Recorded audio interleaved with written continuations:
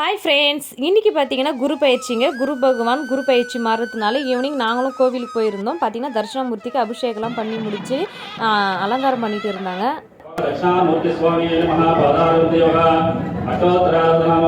இப்போ பார்த்தீங்கன்னா குரு பகவானுக்கு அலங்காரம்லாம் பண்ணி முடிச்சுட்டு ஆரத்திலாம் காமிச்சாங்க.